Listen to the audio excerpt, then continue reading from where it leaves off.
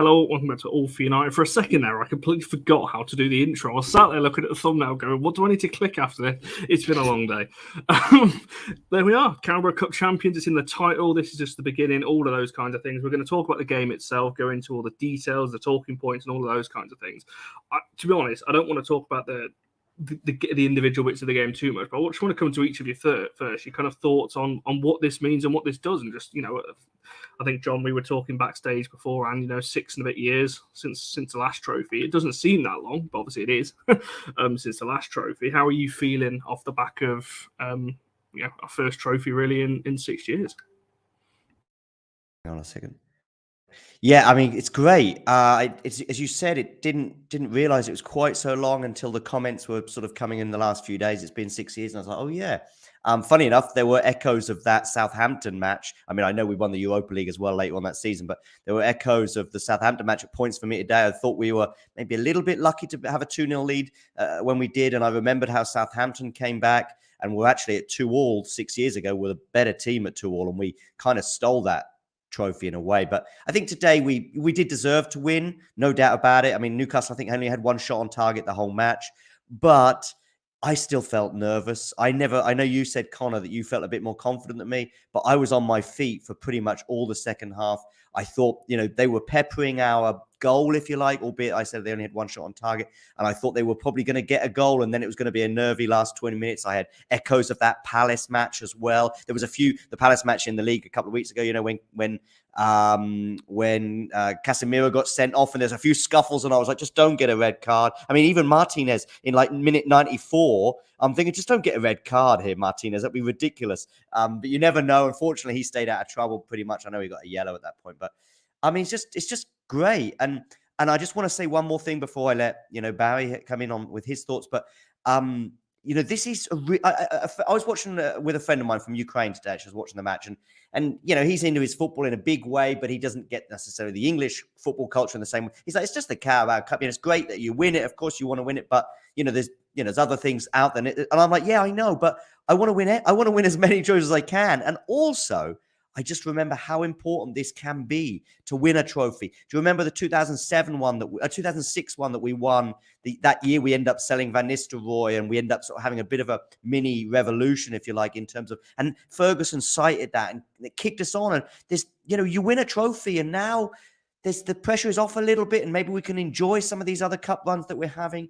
And I just think, and you also know how it's done. And I know it's a bit of a cliche, but I think there's some truth in that. You know how to win something. And we remember under Ollie with all those semi-finals and also the final in the Europa League, and never won a trophy. And I think that then becomes a thing. And fortunately, Ten Hag, the genius that he is, first time of asking, boom.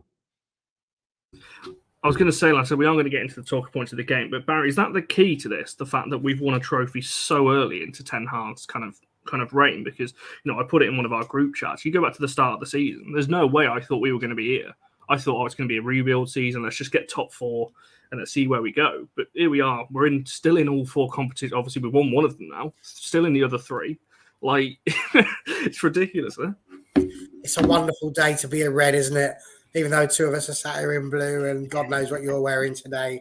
But oh my goodness, what a time to be alive! Anderson. Oh, it's Brazilian boys. Come on, loving it. Honestly, I'm delighted, and I mean I missed a lot of the first half because I was driving back from Barking. I was listening to it on the radio, and honestly, we scored obviously both of our goals in the first half. And my goodness, I mean, I've never cheered a Carabao Cup goal as much as I have those 2. I genuinely haven't. And I said to the guy I was coming back with, I said, never before did I think I'd be so excited over the Carabao Cup. And I don't think that's because it's showing how far we've fallen. I think it's just showing how much promise we've actually got. It's the potential. I think that's what it is for this. It's when we won the Carabao with Mourinho, it didn't feel like it was a potential. It didn't feel like we were on a growth. It just sort of felt like Mourinho was doing what Mourinho does, which is winning a trophy because that's what his resume suggests it should do. Resume? What am I, American? His CV said that it should do. This isn't that. This just isn't that. This is an entirely different thing. I am so excited to be a Manchester United fan because you can just see what it is that Erik Ten Hag is building here. From the minute we lost to Brentford to the minute he took them running. And that was, to me, that was the turning point. We talk about everything we're doing now. When he turned around to him and said, look, that's not how you play football. This isn't what you do. You need to work hard in every single match.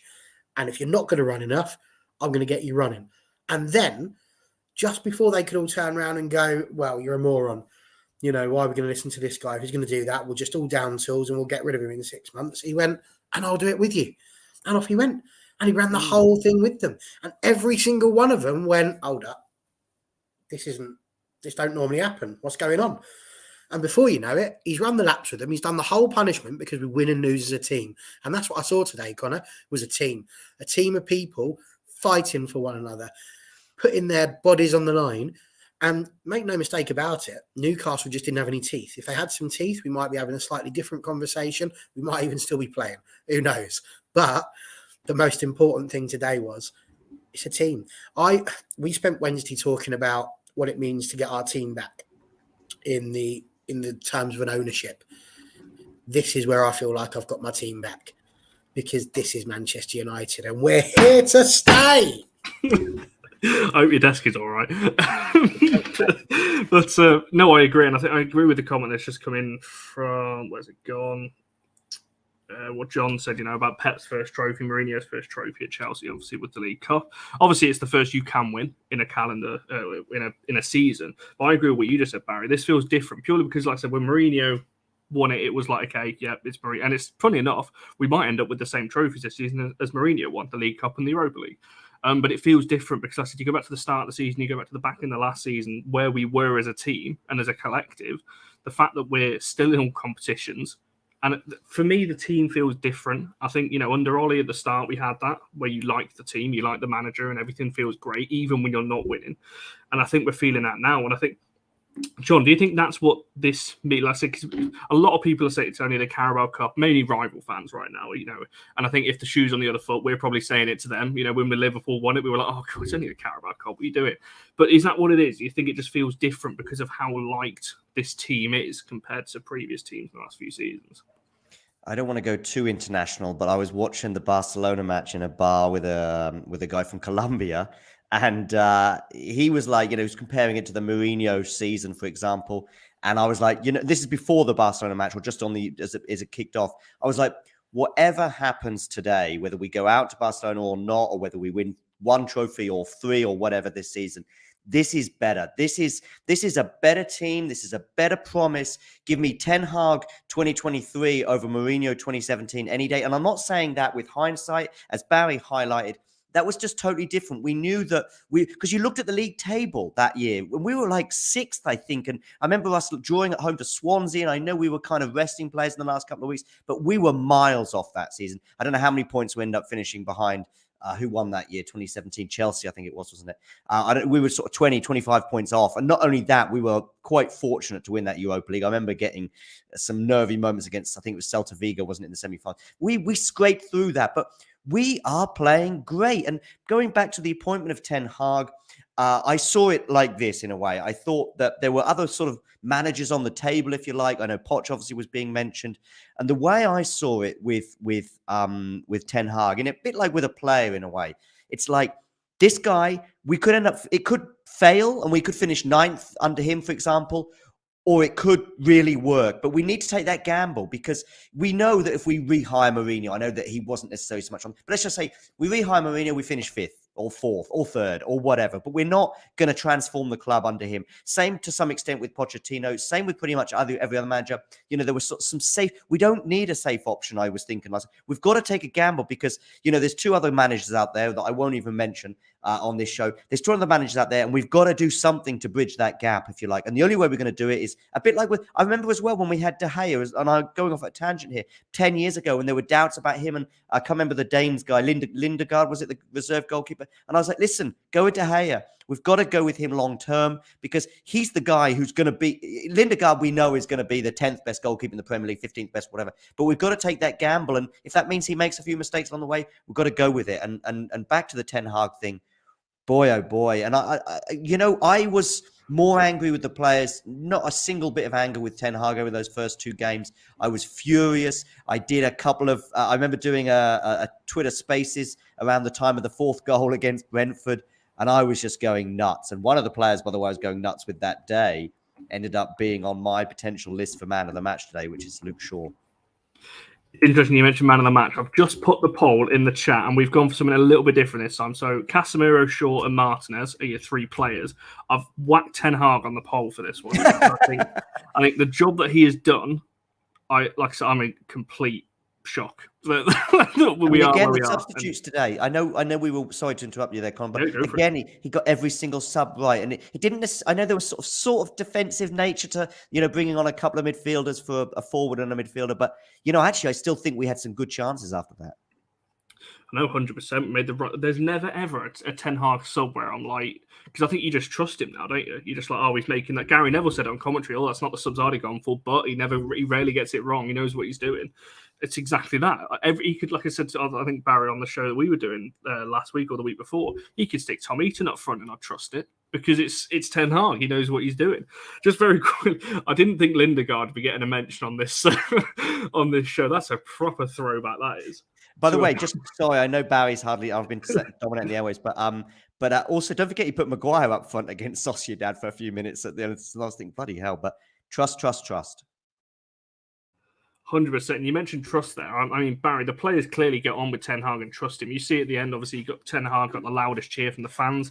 We lifted the trophy up. You saw his little dance with Martinez and Anthony. He's clearly liked, around the dressing room, and obviously the fans. Like I said, he can do no wrong at the minute. Absolutely. And John, listen, you talk for as long as you want, mate. I mean, if the people on this channel will tell you anything, it's that they've had enough of me. I'll do enough talking, so don't you worry. You get everything you want to get out. Listen, Erik Ten, he's just different gravy. He really is. And, I alluded to it in my last answer. The simple fact is he's come in, he's changed the culture. He stood up to Ronaldo. He did what, in the nicest way, Ollie couldn't. Ollie probably wanted to, but he couldn't because when Ronaldo was brought in, it was all about the shirt sales and it was all about what was going to occur from that. The Ronaldo decision, in hindsight, was atrocious. It was a bad one. They say never go back. We probably shouldn't have. My heart wanted it. My head now says it wasn't a good idea, and it's just kind of left a bitter taste in people's mouths, I think.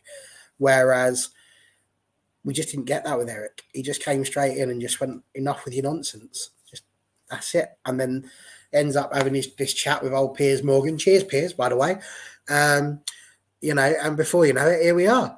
So I think, again, you think about the way that Rashford was, how well he was doing under Ollie, and then he had that little bit of a blip with Ralph, and of course, the fact that he was playing during having a bad back.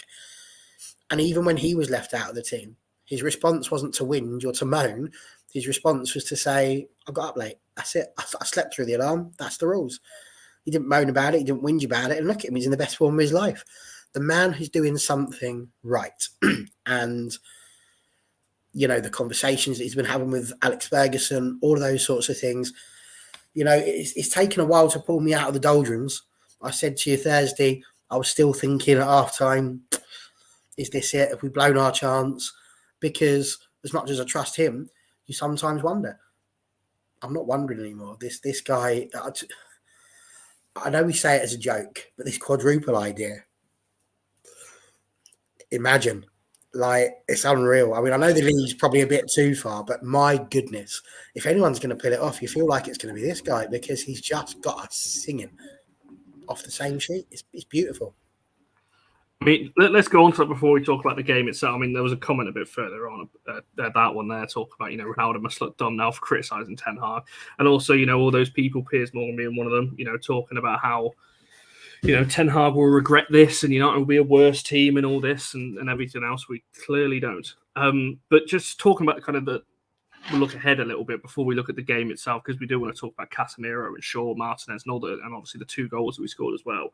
But you mentioned obviously the quadruple. It's widely kind of joked about, I think, with a lot of fans. Obviously, you mentioned it could be quite a serious thing now. Personally, I think the one thing that will stop us is burnout, because I just think the amount of games we've played. I mean, we've still got it coming up. I don't think we've got the depth yet. But I mean, John, do you think this, after today's win, like obviously the play, Ten Hag said it in his interview afterwards, the players now obviously know how to win. Bruno said this is the first, I want more. This isn't just we've won, great. This is that's a stepping stone to the next one. What do you think can be, I've put in the title, this is just the beginning, Ten Hag. Could we be onto something special here this season? Or do you think this is just a stepping stone maybe for next season and looking beyond that? Or are you expecting something a little bit different for this season now? I'm hoping that this season will end up being pretty special. And I think to do so, we'd have to win probably one more trophy. But, to be special. I think if we won 2 trophies, for example, and finished top 4, or, obviously, I think top 4 is pretty assured now. But, let's say we won the Europa League, then it wouldn't even matter. I did start worrying that we'd end. This is a few weeks ago. I was thinking, what about if we finish 4th and Liverpool or someone like that wins the Champions League, and then we would lose that 4th place? There is a technical possibility. But I think we'll be top 3 now. I'm pretty confident of that. But yeah, to be special, we'd have to win at least one more trophy. But that would be, I'm putting it in a special thing, and I'm being greedy, of course. But I tweeted the other day, Connor, that, I tweeted the number of trophies that I think this team could or could not win, including I had 0. I think the options were 0, because on Twitter you only got 4 options, a bit like YouTube, I think. 0, 1, 2, or 3+ I put. And actually some people were like saying, oh, I don't think we can win 3. I think that's a bit too far-fetched. And I was like, no, I think we could. I'm not saying we will. Right now, I guess 2 would be about the mean, if you like. Maybe 1.5 to 2, if that makes sense. But we could win 3. And of course, the league is the least likely. But while there's a chance, and City, I think we've probably got to go and win every game. I really do think we might have to win every single league game between now and the end of the season to do it. Extremely unlikely. But listen, let's beat Liverpool away and see where we're at. And that will be one of our most difficult games left, if you like. But the way the team's playing, we certainly don't need to fear going to Anfield. And I can see why they would be fearing us, a bit like we feared them to some extent over the last sort of 5 or 6 years. But I do think this could be special. This could be a special season. As I say, we win 2 to 3 trophies. That's just compared to where we were 6 months ago, even. That would be pretty special. I was going to say, you're talking about the amount of trophies potentially. 3 is certainly possible. Europa League, obviously, it's really Arsenal and maybe the odd Spanish side. Obviously, I know we've got Vigo in the next round, but maybe the odd Spanish. I'm just checking in the FA Cup, because I'm pretty sure there's not that many left in the FA Cup that you'd look at and go, that's a tough draw either. Man City, I think, is the only one, and Spurs, I think, is probably the only other one. So if we get past West Ham on Wednesday, we're one of the favourites for that as well. So it's like we're looking at 3 competitions, 3 cup competitions potentially going on to win. Like I said, now this squad has got that. And that kind of leads me on talking about the game a little bit. Barry, the fact that we held on, we didn't create a load of chances.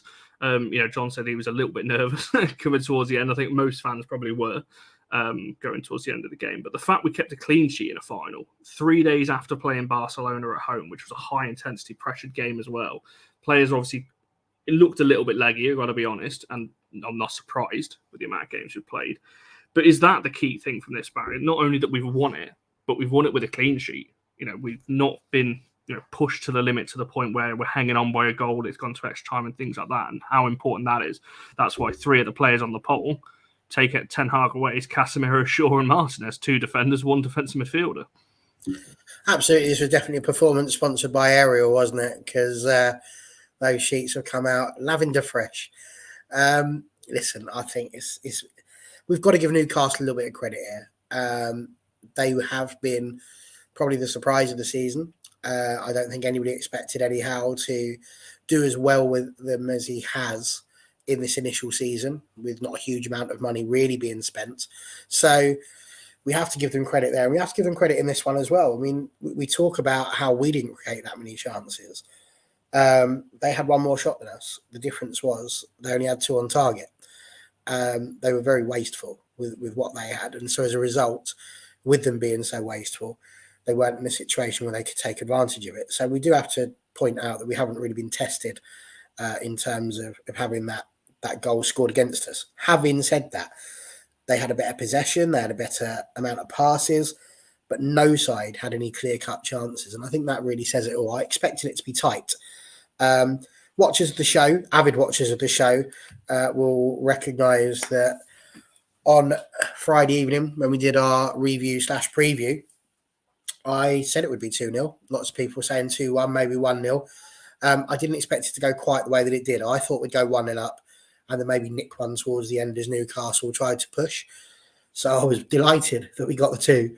And they just never really got an opportunity to attack. It's lovely to keep the clean sheets. David De Gea has obviously surpassed Peter Schmeichel, which makes me a bit sad. Not because I don't like David De Gea, but because I really love Peter Schmeichel. So the idea that he's no longer got the most clean sheets at the club, it makes me a little bit sad. But having said that, it just points again to how good over the period of time that he's been with us, David De Gea actually is. I mean, he gets an awful lot of stick, but he's been imperious between those posts. And I think we have to accept also the defence hasn't always been there to help him as much as they could have been over the course of the last 6 years. So, shout out to De Gea. I think he's done incredibly well. But clean sheets will win you matches because you've only got to go and get a goal. And that's exactly what we did. And with players like Marcus Rashford up there, Fernandes setting them up, Anthony, you just know you're going to get an opportunity. And that's exactly what we did. So it's wonderful. Can I add something sort of quite generic as well before we get into the nitty-gritty of the match on the top of what sort of some of the things Barry said, but also some of the things you mentioned earlier, Connor? I think I wrote 3 names or words down as you were saying something earlier, Connor, and I wrote down, funnily enough, I wrote down Piers Morgan, Rabiot's mother, and De Jong.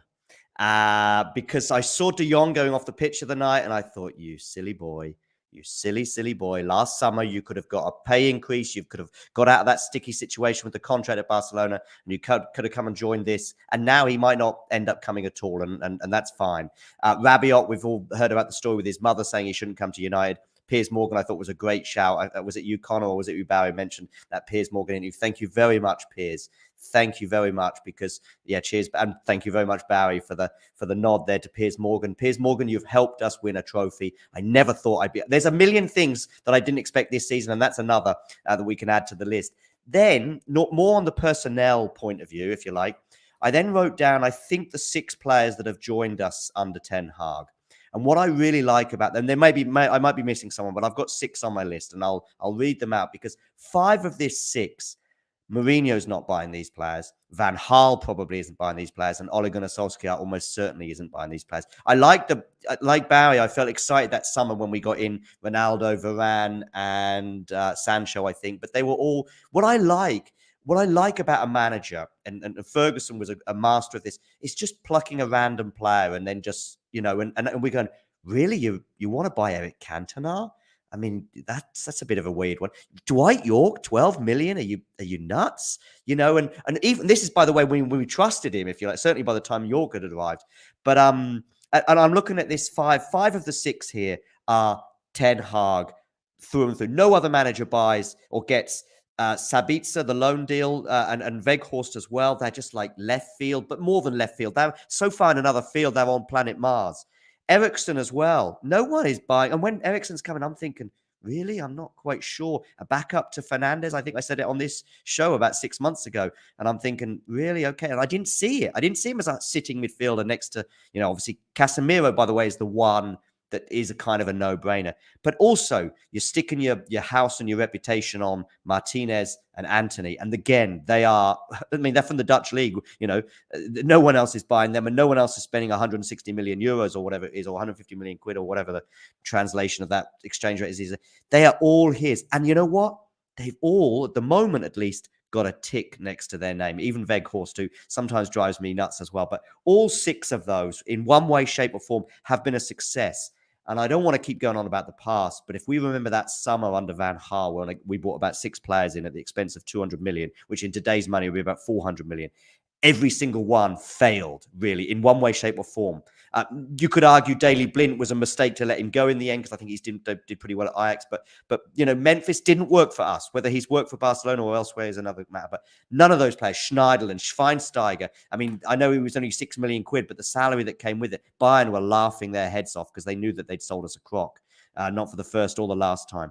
So, but all of those guys, and that is down to one man, the bald guy on the touchline. And I'm not talking about you, Barry. Sorry. I was just going to say, it's not me. Speaking of hair, as you've brought it up, it's a bit of a thing on the WFC channel. We've been talking a little bit about Connor's hair and what he's been looking like. And Connor, I think you're going to love this, but I found this the other day and I had to get it because it reminded me of you. So, drum roll, here it is. What is that? An Elvis teddy bear. Got off you, isn't it? Look at that. That's definitely him, isn't it? It's got to be. I can't believe what I'm seeing. Oh, crikey, I'm going to have to mess my hair up or something for a bit. I can't remember what I was going to ask now. I'll just go to the comments for a second. Brian said don't want De Jong anymore. He had his chance. I mean, there's a strong chance we go back in for him, I think. But, a lot of United fans go in cheaper as well. We're not going to pay the same price as we would a year ago. And, and if he comes, great. If he doesn't, no big deal. We move on. In Ten Hag, we trust. But, you talk about the signings there. I thought Anthony had a good game today. Casemiro's just, I could not. I don't even know how to describe that guy anymore. Martinez, as you said, he loves a scrap, doesn't he? As you said, I think, John, towards the start, getting towards the end of the game, he's still scrapping with people, trying to push people over and everything else. I'm like, calm down a little bit, man. We need you for future. Don't get a red card. One little tiny thing as well about some of these players, but Varane in particular, Casemiro and Varane together, probably the two of the most decorated footballers in football right now.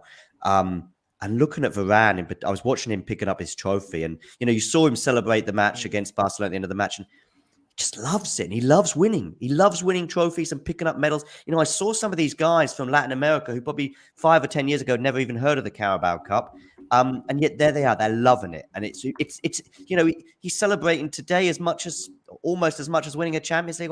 And these are super decorated players, and I love that. I love it. And they're not talking about winning the Ballon d'Or or some other individual thing and going on about and flirting their eyes at Real Madrid or whoever. They are here and they want to be here and they love it. And I love them being here. I think that's the key, isn't it? I tweeted earlier, you think about Casemiro in particular, all the talkers are always coming for the money. It's just a payday for him kind of thing. And at the time, to be fair, I can understand why there was some of that talk because it did seem like a very in that trap a few times before. With the Di Marias and the Falcaos and the likes of just a big name. But you look at the impact, he's had this season. You mentioned Martinez again. He's on the pole because him and Varane. What a partnership that is. I know Maguire came on towards the end. He's too short, though, Connie. He's too short. He'll never make it as a centre back in the Premier League. Ridiculous, isn't it? Yeah, he's got one of the highest aerial duel rates in the Premier League right now. But everyone judged him right at the start, and that's the thing. We go back to those first two games. Everyone after those first two games, I think most United fans included, were thinking, "Oh, here we go again," because of the back end of last season. But here we are, almost a year, 6 months on from those games. Absolutely loving life. Luke Shaw was the other player I wanted to get your thoughts, because I know, John, you've got to shoot off in kind of 5-10 minutes or so, and we are going to do a John for John rotation. Another John will come in. John.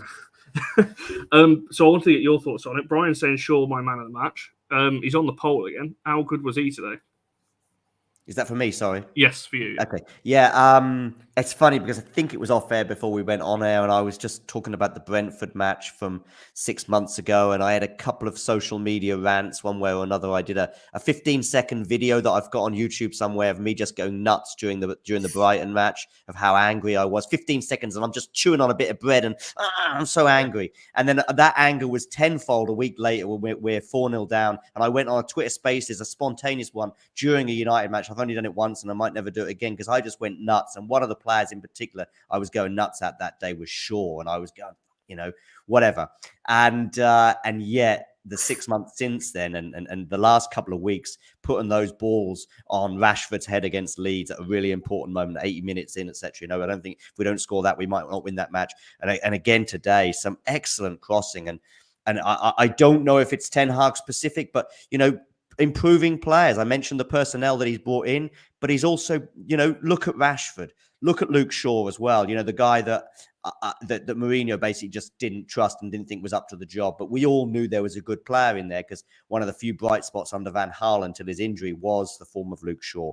And we know there's a player in there. The problem is sometimes, he gets lost or he suddenly goes out of form and the confidence. But players like him and Rashford, of course, we all know, Ten Hag is getting the best and every single last bit of talent that they've got out of them. So, and Shaw today, another great cross. Lovely. And he's one of the best left backs, not just in the Premier League, but probably in Europe right now. Cheers for this comment, right? But the one thing I will very much say, it is hilarious. I did tweet about Alan Shearer earlier. I will say credit to the Newcastle fans, though, staying to the end. Not many clubs, I think, fans would stay to the end in the numbers that they did. So it was funny to laugh at, particularly Alan Shearer, because his face did come up after the second goal went in on Sky Sports. But yeah, I do live in 1999, by the way, quite a lot of the time in terms of United for obvious reasons. And one thing that came to me when I saw him in the crowd today, and I started thinking of that, the second of the 3 trophies we won that year. I don't know if you remember, don't know if you guys know, we won 3 trophies in one season in 99. Nobody ever talked about it.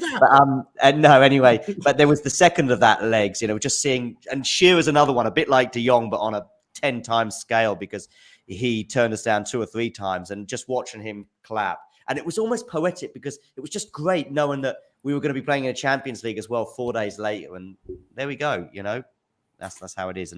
And certainly as a player, there was no love lost between Shearer and the United fans. And even to this day, I think that's still the case. Do you know what's really weird? This week, like I said, I'm not comparing the two in the slightest, but this week almost felt a little bit like that 99 kind of. I know what you mean. Because it's 3 different competitions. It felt like 3 finals, really. I know the Leicester game a little bit different, but, we needed to win that. Then you've got a massive game against Barcelona in the Europa League, then a cup final. It did very much feel like 7 days, 3 cup finals in a sense. Mm-hmm. I think those 7 days also were going to be pivotal towards how we were going to get on, with Arsenal and City having dropped points in the manner that they have in the Premier League. That win against Leicester, especially on that Sunday, became massive because there had been slip-ups. There was a chance to try and claw back at them. Obviously, the Barcelona game was going to be massive because it was a second leg. And, to be fair, if you can beat Barcelona, you've got to feel pretty positive about going on there and beating some of the other teams that are there as well. And, of course, today was a massive one because it was a chance to actually get our first trophy. And I keep saying it, I've been a bit worried about some of the people on Twitter. I've heard people calling for an open top bus parade. And I do think we do just have to, it's the Carabao Cup. Let's not get overexcited. When we were at our peak, we called it the Mickey Mouse Cup. Let's remember that. It's by far the 4th best out of the 4 possible trophies we can win. But like I said, it's all about potential. And it is absolutely all about what this signifies, which is that, we've got a team that we can love and trust and support once again. And I'm absolutely all in for it. And you were talking about Luke Shaw as well. What a player he has been, genuinely, the way in which he's turned himself around. He was awesome at Southampton. Absolutely awesome. So we knew the player that was there. I think possibly the worst thing that Jose Mourinho did at this club was treat Luke Shaw the way that he did, and fair play to the lad for fighting back and proving him wrong. And I hope that every night before Jose Mourinho goes to bed, he considers that and realises just how much he got Luke Shaw wrong and how he could have done a little bit better. I think that's the thing, me included. I was a little bit critical of Shaw at the time, and even under Ollie at some points, I was thinking, come on, and that's what, I thought when we signed Malacia, I thought that's it. Malacia is now going to be our starting fullback, but Luke Shaw again today, such a solid performance. I think I've been saying this about Luke Shaw for a few weeks now. He reminds me a bit of Honor, in the women's team. You'd never see Luke Shaw really drop below a 7 or 8 out of 10 most games. It's just very consistent. I think that's more important sometimes than your 10 out of 10s and drop into 6s. Not only has he seen people off at left back, he moved into left centre back. Yeah, that's another. And he nailed it. No one else. Mourinho's not doing that. Ollie's certainly not doing that. putting him at left centre back as a choice. It's not like we've got no defenders left or anything. Again, I just go, that's the difference, between these guys, that suddenly they're doing this. Or I'm just trying to think, the times perhaps sometimes Ferguson put Rooney on the wing or whatever, and playing gigs, I think, of right centre midfield against Madrid a few years back in Ferguson's last season. And just these kind of decisions that are just like, wow, that's really a left centre back. Shaw's been around for the best part of a decade now, and no one's ever really played him there or even thought about it. But yeah. And you've had players like Martinez or Varane on the bench while Shaw is there at left back, and we've got Lindelof and Maguire, of course. And listen, let me just say something on Maguire, because I've got to go. I'm really pleased for him, and now you compare his ego with Ronaldo. We need 10 more people like Maguire in that respect than we do one of Ronaldo. We have 10 mentalities of Maguire on the bench or around the squad. I'm super happy. And I was really pleased for him, to get one hand on the trophy today. Everybody's played their part. He came on for 5 or 10 minutes today. Every single player has played their part in this season's success that we've had so far, and hopefully we'll continue to have.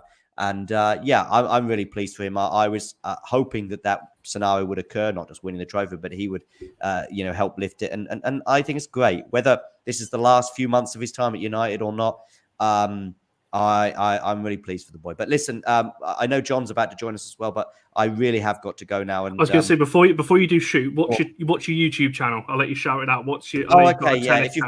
If you like tennis, tune into Talking Tennis. If you don't like tennis, you can still join in. It doesn't matter. You can troll me. It doesn't matter. Trolling's still good for the ratings. Someone was trolling me the other day on Twitter, and I just retweeted it, and then 5 more people piled in, and it doesn't matter. It's all good. It's all fine. So yeah, make sure you give Talking Tennis a tune in. Someone else trolled me a few weeks ago. I did a show, and somebody said something. I just want to say this quickly. Sorry, it's a YouTube thing, so hopefully it's relevant for everyone. Somebody tuned in and said, "Oh, what time is the match starting?" And I responded to them in the live chat, said, "Oh, it's already started." And they said, "Oh, you're not showing it." I said, "Unfortunately, we can't." Then a few minutes later, the same person said, "Well, this is the most boring YouTube channel I've ever heard in my life." And I just put it up on the screen. It just made me laugh. I think I did it in a short, and certainly I posted it on Twitter later on that same day, because it's all good. But anyway, listen, thanks for having me on, and I'm sure we'll cross paths again soon, Connor and Barry. I've heard your tennis channel is ace and that you're smashing it. Barry. Bit of a racket. That's good. I like it. Cheers, guys. 100%. Cheers for coming on, John. I shall speak to you in a bit. So yeah, we will be getting John Commode to be joining us in any time now. I think he's had a little bit to drink, but he will be joining us. It must be, because he told you 12 minutes. The most precise I'll be on time ever. He told me bang on 9 o'clock, so he will be here shortly. Right. Let's get to a couple of these. For a bit. I was going to say, let's get to a couple of these comments while we're waiting for. Well, I am Elvis, good to you. The George were in London on Saturday. Trafalgar Square was a weird one, wasn't it? That's their place of choice for piling in when there's literally pubs and bars everywhere. But that was fair play to them. What's going on here? You see one of them try and climb into the fountain, apparently, and then fell down. I laughed. Yeah, I mean, just don't climb in fountains. It's not a good idea. Yeah, it's just ridiculous, isn't it? There he is talking tennis. Yes. That was obviously Johnny voted Ten Hag. I voted Ten Hag too. What's the scores on the doors there? Do people need to vote? They definitely do. Is that? I know that's Tony. Or I think it is anyway, unless I've just completely got the wrong person. But I can't tell whether that's what he thought Newcastle fans were doing or whether that's what he's doing right now. But he is buzzing, as the rest of us. To be honest, I said to John before we went live, when I was usually for match reaction shows, you write things down and you write, a list of things that happened. I didn't write any because you don't need to for these kinds of things, because it is very much just crazy right now. Should we talk about this first goal then before John gets here? We'll get his thoughts on it as well. But the first goal, Casemiro header, and kind of set the tone really for the rest of the game, because we were a little bit under pressure just a bit before that. But obviously the goal came, and I tweeted at the time, it just had to be him, didn't it? If someone was going to score in a final, it was going to be him. Absolutely. I think it was well done, Tone. That's where you should be, mate. Good job. I presume you mean like the train station and not the little bear, because that would be painful for the poor thing. I 100% delighted with how Casemiro played. It was, like you say, tricky. Newcastle had started well. They were on the front foot. They were searching for it. They knew that if they could get the first goal, they'd have the potential to park the proverbial bus and would have made it very difficult for us to get through them. Luke Shaw, though, brilliant effort down that left-hand side, got the free kick. It was a free kick, by the way. And as it gets itself, the ball gets crossed across. Casemiro, first one up, dinky little touch there with the head. And for me, it was the celebration. It was the celebration afterwards that got me. Here he is.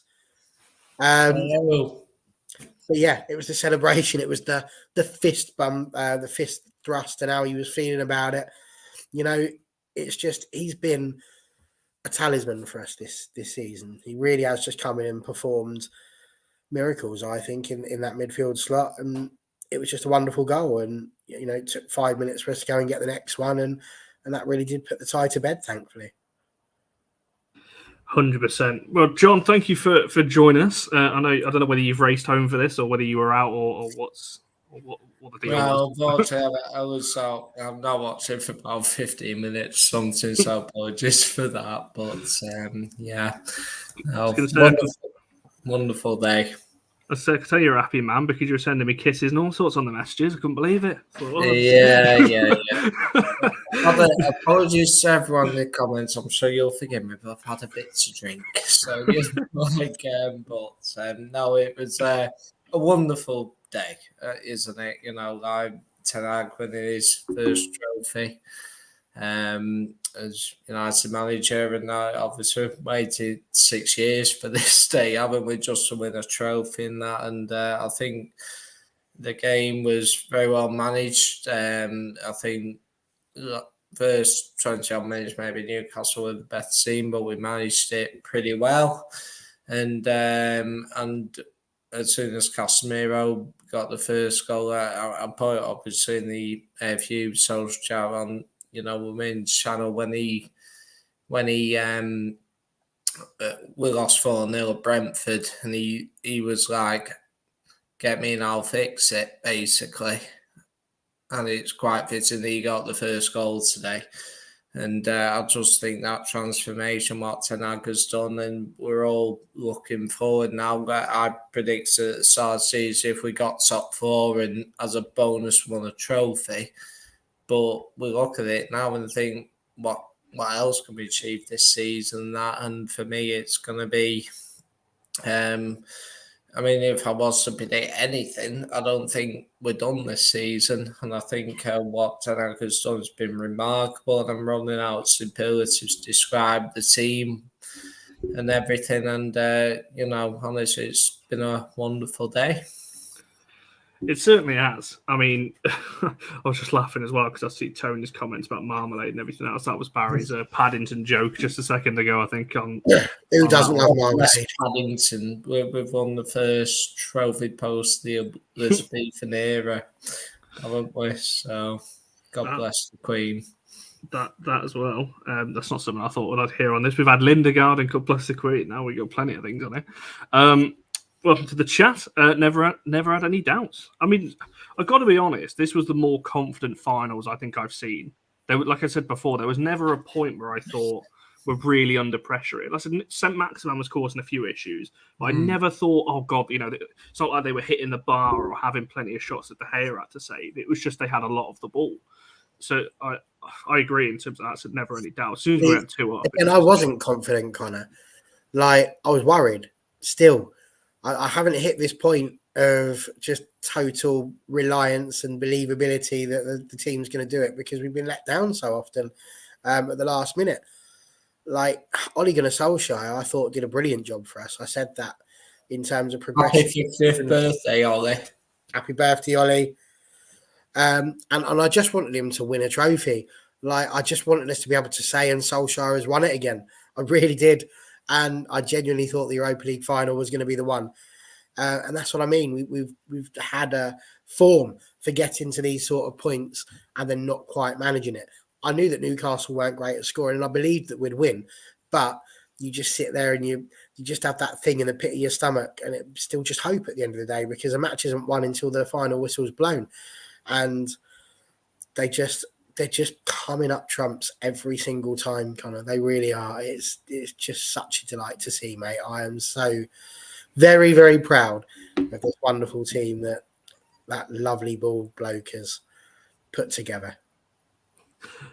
Indeed. I had to double check to find out what actually emojis that is, because it's not come through on YouTube in terms of what it just says the words. But I have checked, and they are something to do with the Beach Boys. They had good vibrations.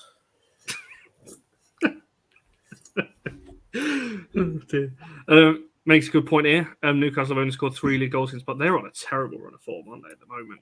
Haven't they dropped out of the... We say that they've only scored 3 league goals, but they've only lost 1 league game. Yeah, their defence is fantastic. So it's not... So it's like they might not be winning many games, they're drawing a lot of games, but they're not losing many. You know, and you got to give that to them. You know, like they are, like, and it's amazing that you're on our superlative when you think of the number of games we're having, like the comeback against City and, you know, the comeback against Barcelona the other night. And you just like with Newcastle, it's like I was confident we'd win today, but it was kind of like the way we dispatched it, not in an arrogant way, but just like, yeah, scored 2 goals first half, we'll manage the game after. It's just like there was no like I know Newcastle had a couple of opportunities, but it wasn't like we were in, as Barry, you touched on, it's like we weren't in like any danger. It was just like basic game management. You know, it helps having players like Varane and Casemiro won European Cups. Like just that basic, like let's manage it. We didn't look any danger. And for me, Newcastle, if they were to win today, it has in the first half an hour, I think. And, you know, we were on the preview about 2 days ago, wasn't it? It means you predicted 2-1. We thought Newcastle will score first and I think the first half an hour, which is predictable considering that, you know, we tend to start games slow. And if you play 3 days before, you tend to be slow the first 20 to 30 minutes and that's why Casemiro's goal, it was those 3 minutes. No, for me, that's where the game was won. As soon as we scored that goal, I thought we've won this game. You know, and it was, I wouldn't say it was a breeze, but it was that basic game management. And I think you just run out of stability to describe this team. It's just confidence. It's what the players have got now. Is that confidence to do it. It's wonderful. You definitely mentioned the keyword there as well, experience, especially with Varane and Casemiro and these kinds of players that, you know, to Casemiro, this is just another trophy with a long, and Varane to a certain extent, it's just another trophy with a long list of trophies that they've got in their cabinet that, you know, to them, it's just another game. Whereas to some of these players, I know, you know, even, well, Rashford isn't necessarily young nowadays, but, you know, to the players like, I know Rashford won a couple of trophies earlier under Van Gaal, but like I said, it didn't feel the same. You know, I go back to the Rashford interview after the Europa League final when, you know, he's talking about, you know, this can't be, you know, we don't give it and that kind of thing. And everything he said in that passionate interview after we lost to Villarreal, it just feels a little bit different. Sorry, Barry, you wanted to jump in on what I was saying there.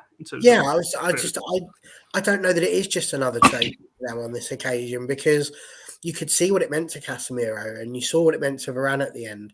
And I think, I keep saying it, it's not about the trophy. It's not about the trophy. It's about what it represents. We didn't see it this time last year. Nobody was thinking like properly Manchester United would be challenging for anything this season. You know, it's all about City. It was all about Liverpool. It was all about Chelsea. It was, you know, Arsenal up and coming at the beginning of this season and the way in which they've chosen to be. We really need to take a moment and just sort of understand that players like Casemiro have come in and have transformed this team into potential title challengers. And to me, that's what this trophy represents. It's the turnaround. And you said it yourself at the beginning. It's just how quick it's happened. we all saw Erik Ten Hag coming in. We were talking about a process and how we could see what it was that he was trying to do. 6 months ago, none of us really thought we'd still be in all 4 competitions fighting the way that we are. I think that to me is what this trophy does. So I don't think it is just another trophy for them on this occasion. I think for them, it's validation is what it is, that they were the right signings and that they were doing the right thing. Got a party like it's 1999. Yeah. Going to say to some degree, it does feel a little bit like 99 in terms of like just enjoy the journey. We don't know what this season will bring. Just enjoy it. Like you just experience it like game after game. It's just like I don't know what this season will hold for us. So we've said constantly about the number of games that we played. Now remember that we played. When we beat Palace in the second leg of the semi-final, Roy Keane said to, I think it was Ten Hag, and he's like, doesn't playing game after game after game show you're competitive? And I just like, I look at it now and just think, will we have it any other way? And the answer is no, because it's like, just enjoy it. We don't know what this season will bring. And I'll tell you what, is I did watch the start, and Connor, you mentioned about the, like it feels different compared to Mourinho's season. We might achieve what he achieved in 2017, the League Cup and the Europa League. But it does feel different. And it does because like we did reach the quarterfinal of the FA Cup that season. We lost to Chelsea, but obviously we're in the 5th round against West Ham on Wednesday, isn't it? But compared to that season, we weren't competing for the league. And okay, we're not favourites for the league, but we are up there kind of thing. It's kind of like you look at games like that Liverpool game. I'm not going to say we're going to win there because it's a massively difficult game. It really is. But if you were to go there and win next week, you look at it and think that is another statement on top of everything else we've done this season. And I look at it and think, why make any predictions? Just enjoy it, because I don't think we're done. I think just on the, I agree with what you were just saying, but also the point I wanted to make while you were both speaking there was the fact that later on in the game, we keep talking about the amount of games we're playing and potential burnout and things like that. We looked the fitter side towards the end. I know we made a lot of subs by the last 10, 15 minutes, and the midfield had changed, and I know Rashford had gone off later on, and Sancho and so on. But we still looked a fresh side. I thought towards the end, we're going to really start tiring here because the amount of minutes that these guys have played in the last 2 months is ridiculous. But we don't. We still, and I think the players are definitely, there's that old saying and, psychological element that players do run on momentum. And if you're winning, it's easier to get up for that next game, because we're winning again. It's going to be easier for the players to go again against West Ham and then Liverpool and so on. Whereas if we were losing all these, it's completely different. Which is why those midweek games are quite good for us, actually, because it's constant winning. We could have had a third, by the way. You look at Bruno Fernandes there running down towards, and to be honest, he probably should have put the ball through for Sancho. He had the opportunity, and then that could have been 3. So, what was it? Him and Casemiro? What were they arguing about at the end? Do we reckon? It looked like Casemiro was saying to him, "You should have passed it to me," or something like that. To Bruno, I reckon Casemiro's probably saying something along the lines. It took you how many years for you to get a trophy? I've only been here like 5 months. Something like that, probably. That's what I'd say if I was Super Cass. Well, it's interesting. Like I was with my friend watching the game, and that is Casemiro our best signing post Sir Alex. And I said to him, "Well, you can't ignore Bruno's signing, but it's kind of like, I mean, I know maybe they had an argument or whatever." But it's like, are they the 2 best signings we made post Sir Alex? I think he's got to be in the conversation. 100%. I look at it and I think I look at Casemiro. My favourite ever player that I've seen live was Paul Scholes. My favourite ever player. I love watching him play, and he sealed it for me. I go to games now, I look at it, and I think we finally replaced Paul Scholes. You could argue Ibrahimovic insofar as, the effort that he put in that Mourinho year, and now he managed to help us get a couple of trophies. But yeah, I think. Yeah, I think, you kind of, Wander Herrera was a good player for us, and, even Martial or, I look at Casemiro, Bruno, and you can even throw Martinez in that, into that category, and it's just like, those signs just transformed the team. I'm going to throw it out there again. The best signing since Sir Alex has been Erik Ten Hag. Yeah. I agree with that. I mean, just on Martial, he has done there's obviously a lot of pictures flying around Twitter right now. There's a picture of Martial with the fitness team and the medical staff, which is quite funny. He clearly knows what he's doing with that one. But there is some interesting images going around as I'm just scrolling through Twitter. Someone's just put in one of our chats, actually. They must either be watching the show or something else, talking about that Casemiro thing at the end, because they're talking about Casemiro in the chat. And saying about how Casemiro, I love how Casemiro was having to go at Bruno at the end for not passing on that final attack, and that's what we were just saying when even after winning, he still wanted another goal. He wanted that perfection, even at the end of it. And you see that with Pep Guardiola, don't you? I think it's acted up to the cameras a little bit with Guardiola. Yeah, you see it with him, don't you? I mean, we didn't touch upon it when we did the review of the Barcelona game, but when he made that block after De Gea gave the ball away, and he was just like, and there was a replay where he was kind of like having a go at him, like you should have passed it, but also kind of like, let's move on from it. Yeah, kind of thing. It was kind of like having a go at him, but saying, "Come on, let's focus," and all that. Casemiro has transformed this team. Yeah. And for me, the image I liked the most was right at the very end. It was after all the interviews, and Erik Ten Hag got into the just outside the dressing rooms, into the tunnel area. And of course, you had people who we shan't mention alongside Martin Edwards, who looked quite well there. But what was really nice was the way he went straight for Fergie. It's like all those people he could have gone for, straight to Fergie. And honestly, it warms me heart every time I see that, because save the guys till last. A long time. He certainly was. I think it was interesting. I'll tell you what was also nice, I thought, and I put in again in the social chat. Bruno and Maguire lifting the trophy together.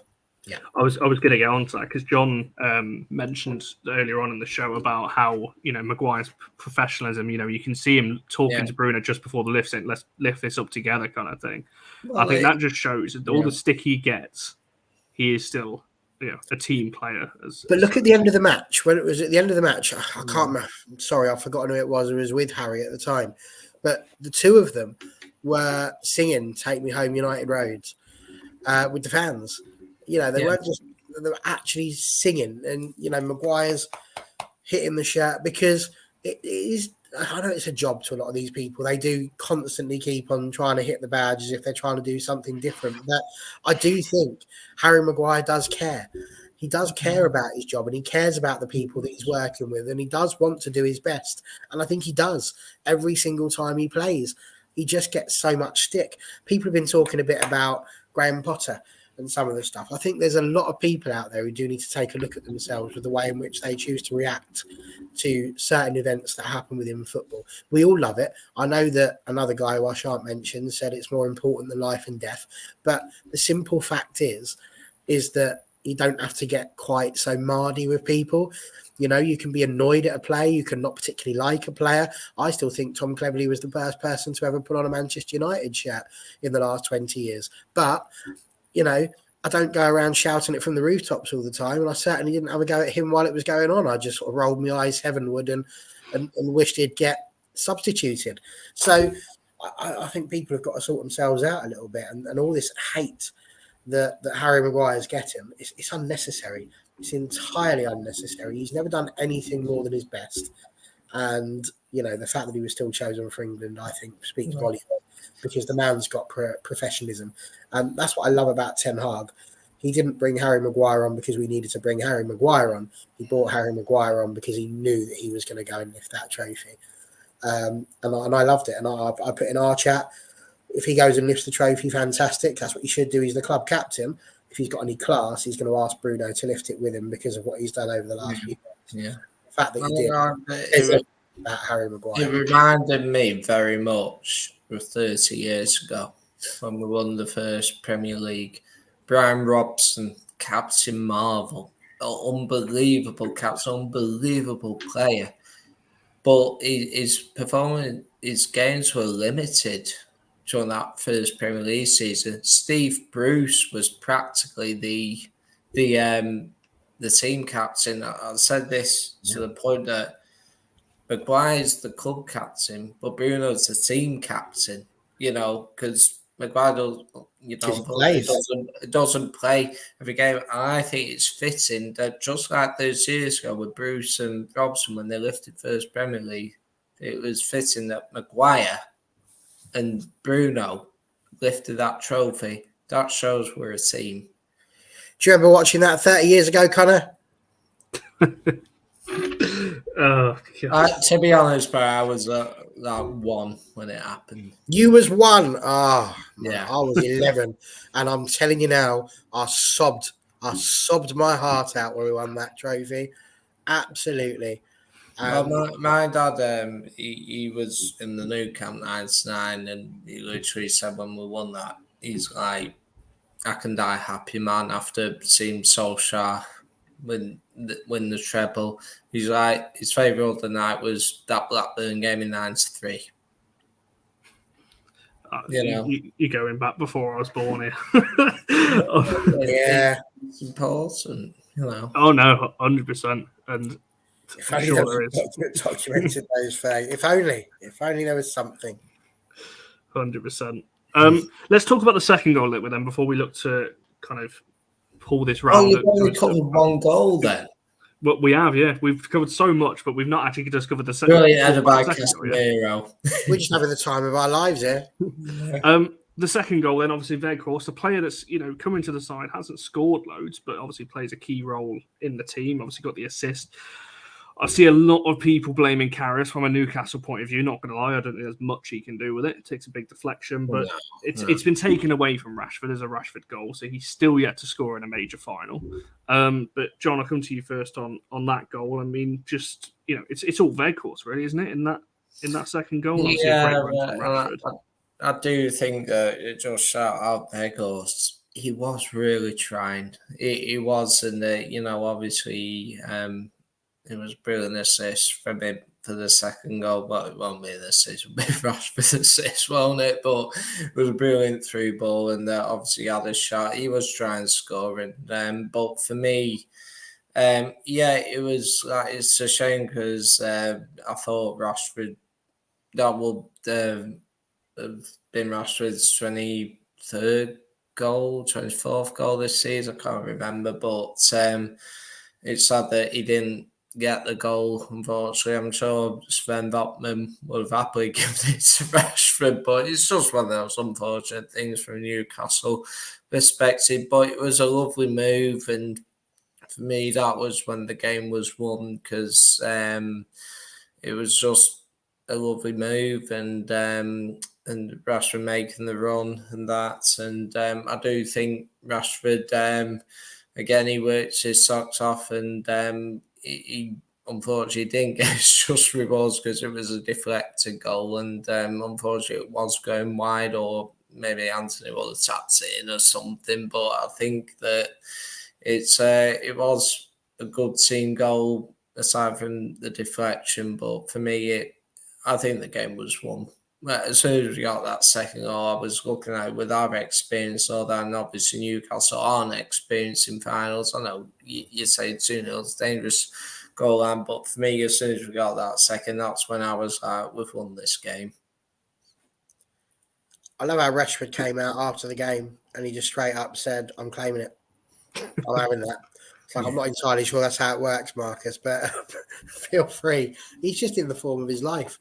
And I can't quite I can remember over the course of the last 6-7 years that he's been in the team, how much we've spoken about how he's been best on the left-hand side coming in. He's no good as a number 9.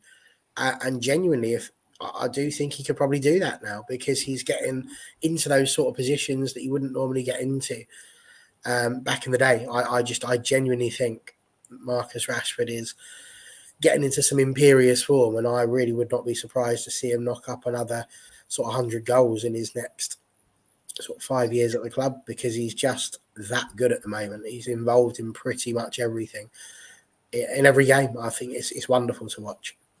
I just look at it from the perspective of it, where you look at Vegas and even Martial when he's fit, that they won't score all the goals, but because they're there, the team will score all goals. I mean, it's remarkable. I say this to a friend. We've scored 2 goals in every single game, barring one, since the World Cup.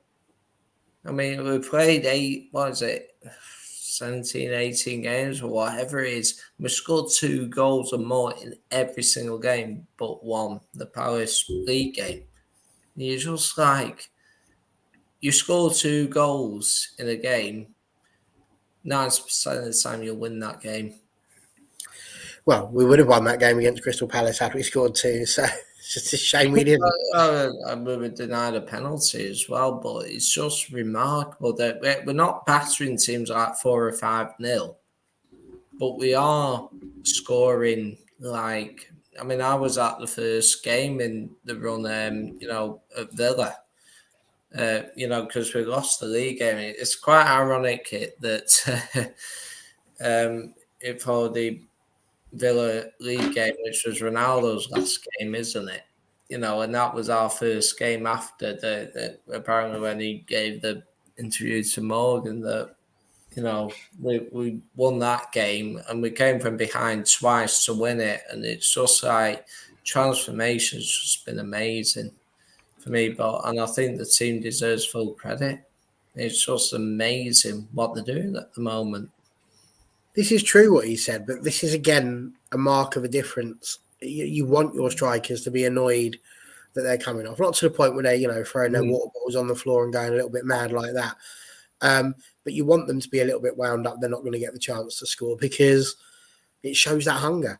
And that's what he's got now. He's got a real fire in his belly, a real hunger in his belly. And I love it. I'm absolutely in awe of what Marcus Rashford is doing this season. Absolutely in awe. And if it hadn't been for Erling Haaland this season, I think we'd be looking at, having a Rashford up there for potentially top scorer of the year, getting the golden boot. And when was the last time we had a United player who was really in the running for that? Probably Ibrahimovic. Yeah, I just think also that, it also shows that we've touched on the minutes and the games that we're playing. Do the players want to play every minute of every game? And it's just like, are they complaining their side? No. You only complain your side if you're losing. And we're winning like 80% of our games. We've only lost one since the World Cup. It's just an unbelievable record. I just can't describe.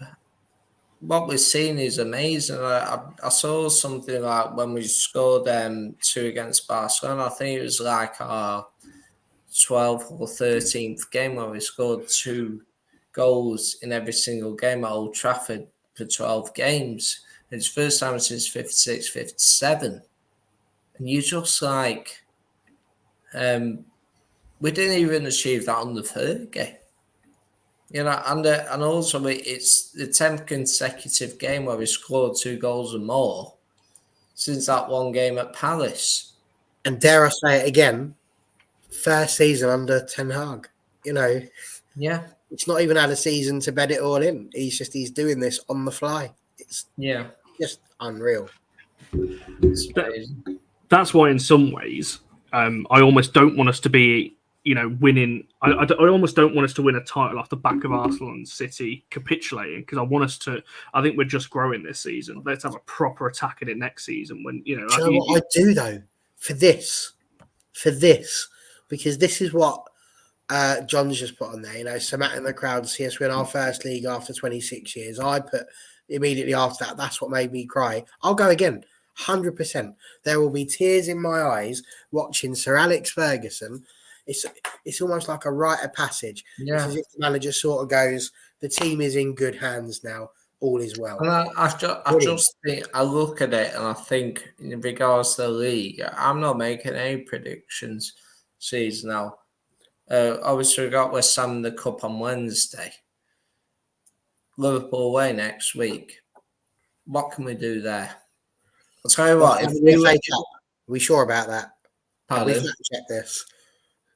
What's that? Sorry. Definitely the FA Cup next game, yeah? Yeah, yeah, but I just look at it in regards to the league. I don't expect us to win the league.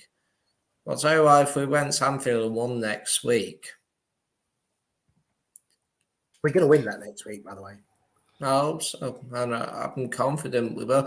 That's the other thing I touched on. Who wants Wales at the moment? Not a lot of people. Exactly. Yeah, that's it. We come on. We win both the next two games. I won't come on here with sideburns like Elvis Barry with your little teddy that you've got there going on. Last season we couldn't buy a win. It's remarkable where we were last season to where we are now. Ten Hag's just done amazing. Hello and welcome to All for United WFC. Colin Sheringham. Oh, Christ. Wait, did you say that again, John? Did you say I look like Sheringham? Teddy Sheringham. Oh, Teddy. I see where he's coming at. I thought you meant me. I was like, I don't look anything like him. No, you definitely don't look like Teddy Sheringham. I'm not having that. No chance. You and your brother, Connor. I couldn't believe that then. But there we are. I don't even know what else there is to cover. We've covered so much in the last kind of hour and 11 minutes, 11 minutes or so. Like I said, I was pretty confident going into the game, but here we are. It just feels a little bit different. I think I tweeted it before. I've never wanted a team to win a cup so much. Last time was the Europa League final under Ollie, because you really like the team and you want the teams to do well. You always want United to win. But as we've said throughout this feels a little bit different. We wanted to see the Martinez Varane, and we wanted to see Anthony lifting, Casemiro celebrating the end. We wanted to see Ten Hag lifting the trophy. We wanted all of these things. And I don't think you could say that about the United teams gone past. I think that's the big difference with this one. So a massive difference. And again, I think this is it for Ten Hag. The thing that he's done there is, I can't say that he's united the fan base, because the fan base will always find something to divide over. Currently, to take over the club. There's always something that will cause a division within the side. But I think what I love, and I really do love about this, is that everybody in that team now is likable. Like, really likable. And so many of them were likable before Ollie got the sack. I'll put it in again. Ronaldo arrived, and from that point, everything just sort of went downhill. That's the facts. That's the way that it was. But actually, the team before them, the team that made it to the Europa League final, the team that finished fourth, then third, then second, was also, for the most part, likable. It had some great people in it. So that's what they've got. They are likable. When you sit there and you look at how, Wan-Bissaka, Dalot, Malacia and Shaw are coming up down that left and right hand side. You look at your defenders and how they're performing, Varane and Martinez and Lindelof, and they're just, every single one of them is putting in a shift every single time. And that's all we ever want to see from our team. You want to see them playing with passion. This is half of the problem with football nowadays, is that these players won't play for their manager because they know it's going to get them sacked, and therefore it's going to be a bit of an easy ride for them. And we're not getting that now. The best teams don't do that. The best teams don't down their tools because they're upset about the fact they've been asked to do a bit of running, or because, the manager's not someone they like. That's not what this team is doing. This team is fighting for its manager. It's fighting for its fans. You're seeing it. The way they're banging their shirts, the way that they're fist pumping when we win, the way they go into the fans and talking to them. Even Phil Jones during the I love that, by the way. Jonesy won, Gerard nil. Phil Jones came over, and even he was sort of saying, the fans have been brilliant. They've stuck with us over the last 6 years, and this is for them. Love him. Absolutely love him. The same guy who has been booed and jeered and bullied and treated disgustingly by some people within this Manchester United fan base still turns round. And why does he say that we're a great fan base? Because of the reception he received when he came out at Old Trafford, the one that made him cry as he left, because he realised that true Man United fans don't turn on their players. And Phil Jones, I salute him. I love him. I love this team. I think what it comes down to also, Barry, obviously reports about, whoever takes over, whether players stay or whatever, man, obviously ownership or take over, always love the team. Always love the team. Look, back the manager, back the team, love them, because they're Manchester United. Manchester United is what goes on a football pitch. Ultimately, and that's what it comes down to. Manchester United, a football club first, and always will be. It's the players, manager, and the fans. Everything else is a sideshow. Back the team, always. No, 100%. We'll come to the man of the match poll then, because there's been so many votes on it. 188 people have voted on this one, so we'll end it there. Let's see. Let's see what that said. So. We've got Luke Shaw on 2%, unfortunately, for him. I thought he had a really good game. That was a brilliant ball for the first goal. Oh, unbelievable cross. I know Casemiro had it in, but brilliant ball. Then we've got in third place Martinez on 7. I think we know where this is going, as I thought it would. I didn't think it was really mattered who I put on the poll. It was only really one winner. Erik Ten Hag got 20, so he did actually get more than the other two players on the poll for this one. Showing 36. I'm surprised by that, to be honest. Perhaps he does deserve the man of the match, to be honest, in fairness to him. It was nice to give him a little shout out as well, because we know he's watching. And Casemiro with obviously has won with 69%. Do you both agree with that one? Would you agree on Casemiro for this one? Absolutely. Yeah, right. I think he got the first goal and he's transformed this team. And it's not just today, but it's just the whole. His signings changed this team. I think it's just where he is. He's all over the pitch. He's one of the elder ones, but yet he's on every blade of grass. He's forward, he's backwards, he's constantly thinking about it. He got his customary yellow card. He can't seem to play a game without getting one. But his intelligence is second to none.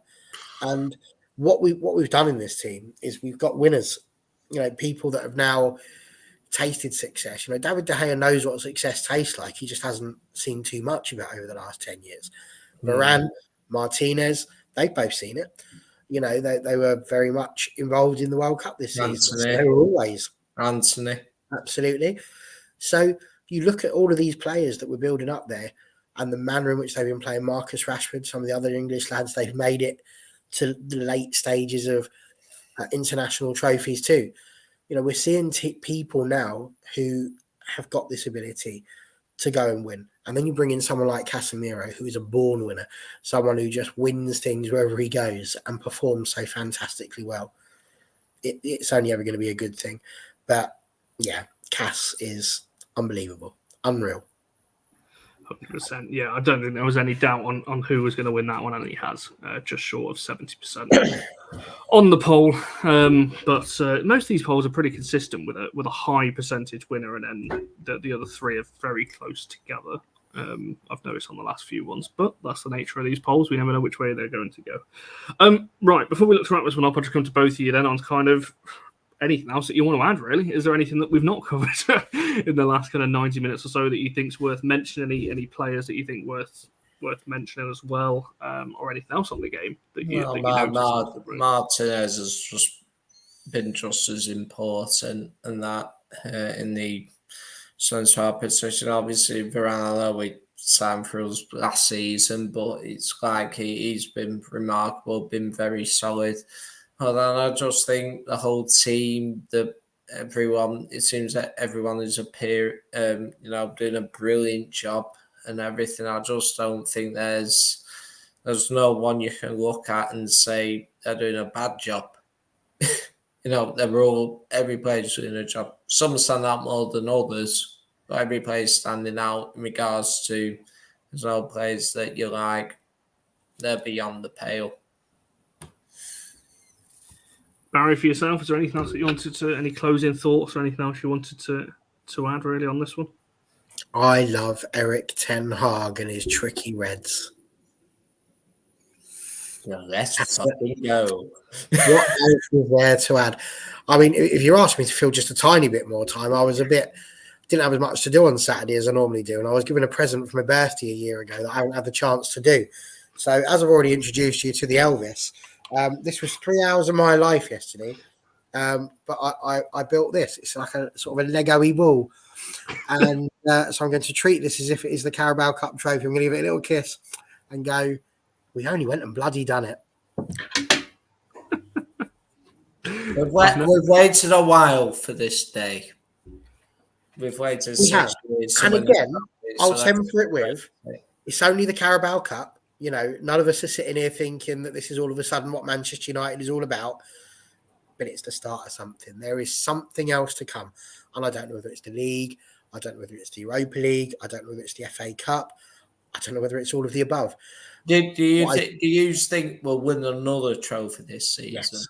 I think we're nailed on for the FA Cup. And then the other two, for me, feels dependent on, well, if we're honest, on Arsenal and possibly Man City, because I suppose they are in the FA Cup as well. But I feel like we can beat City. I feel like we can beat anyone on our day. You know, even the Arsenal game that we had was very, very close. So, you know, this is the thing. I think you said it. Who wants to play us? Nobody, because we are on absolute fire at the moment. It was, again, interesting listening on the radio, as I said, listening to them speak about how well we play off the ball. And I could hear him saying it's the running, how hard we are to play against. And we're hard to play against for very simple reasons, kind of, because Erik Ten Hag didn't allow mediocrity from the start. He immediately stepped in and went, no, we don't lose to Brentford. That's not what we do. And like I say, he got them running. He joined in with them. It's just absolutely unbelievable. Absolutely brilliant. I don't know that I'm going to get to sleep tonight, even though my eyes are telling me that I'm very, very, very, very tired. I can just see me replaying everything over and over in my head. It's just so wonderful. And as I've said before, isn't it great to be a Man United fan again all of a sudden?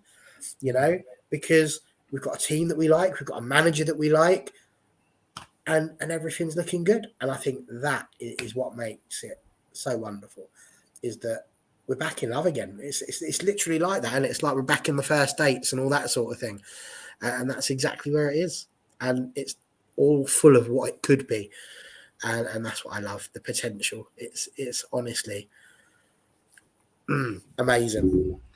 100%. I know John in the chat is talking about Piers Morgan and everything else. I've got no interest.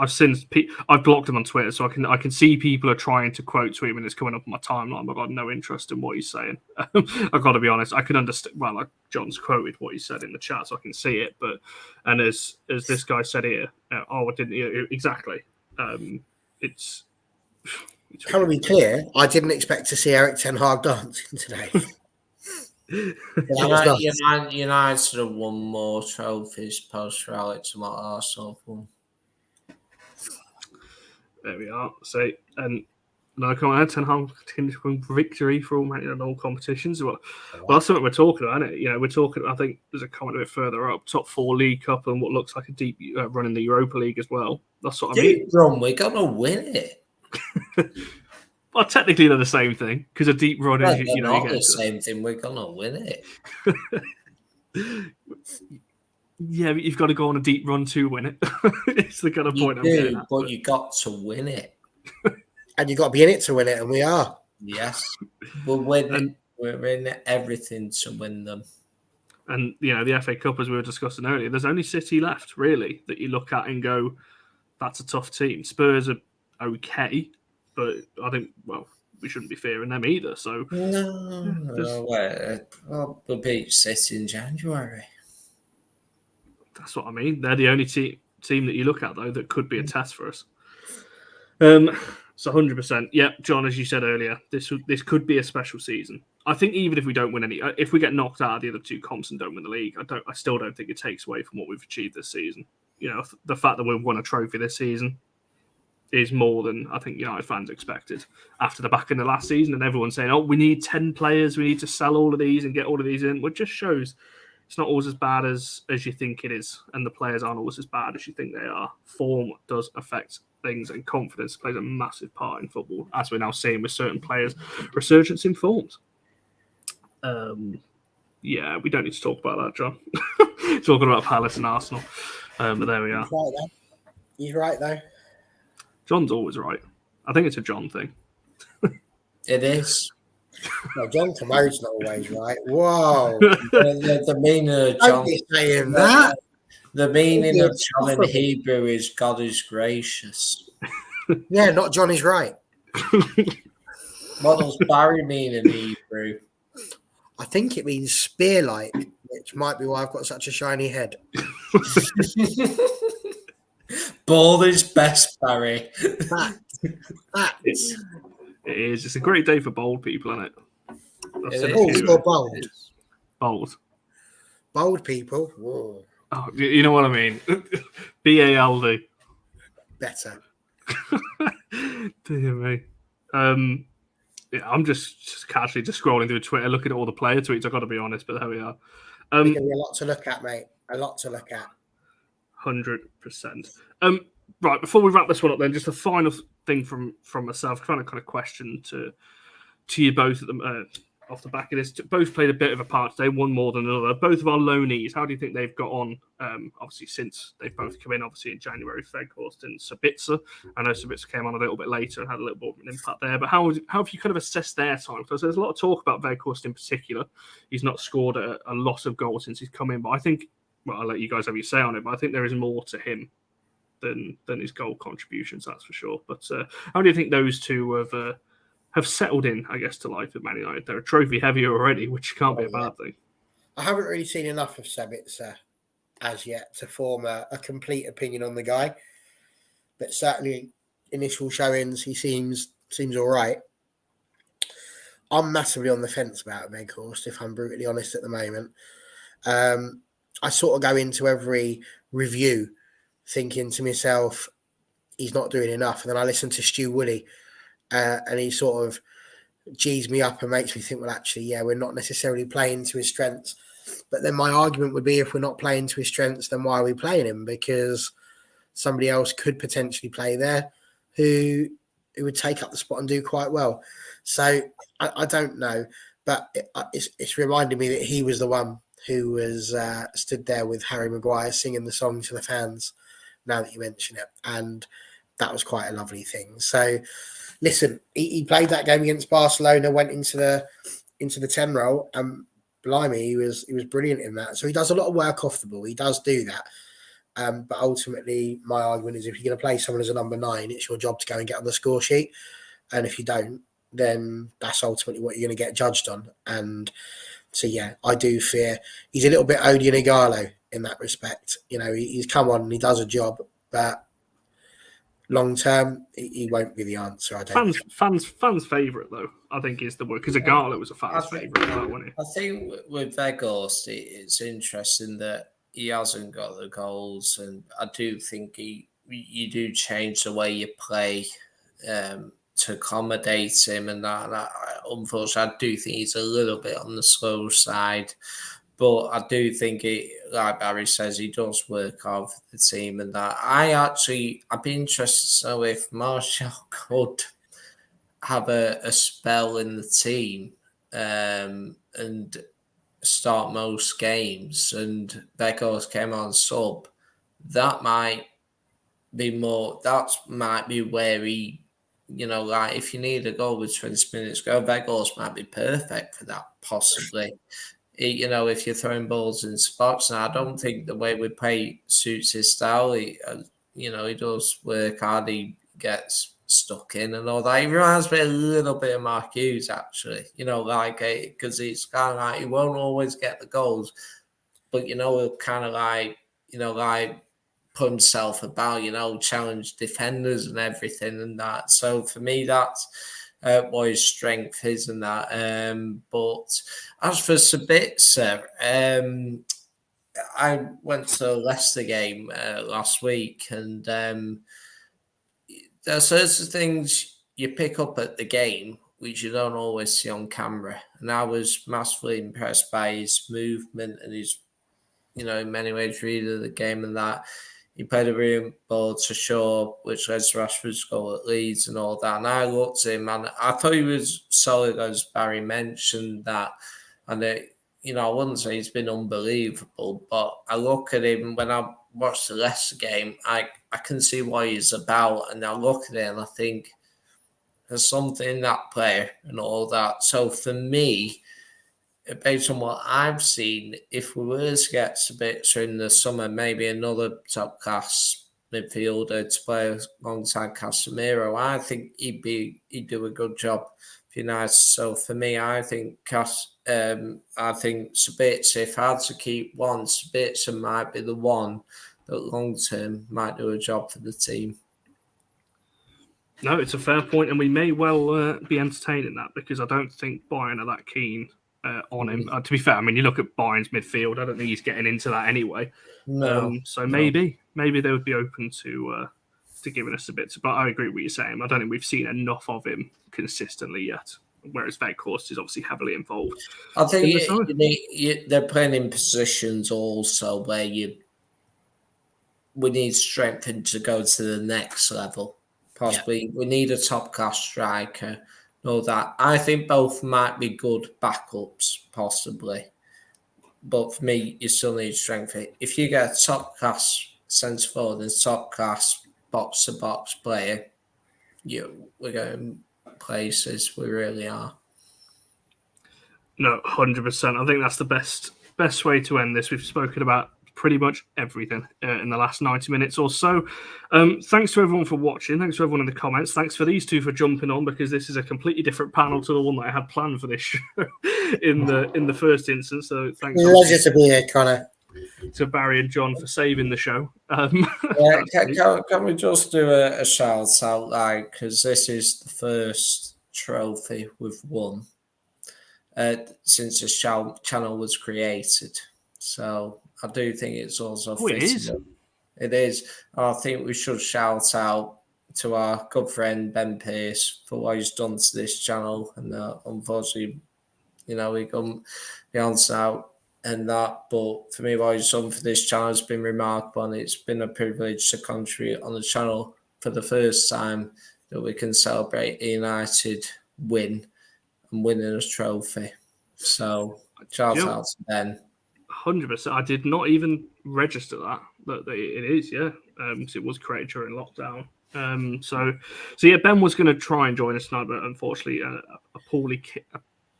an ill kid of his has put that delay then off. John's in it. Thanks obviously for John for jumping on earlier. Go and subscribe to Talk Tennis if you haven't already. Baron John, there's a bit of Weghorst to the late draft. I feel about being called a loney.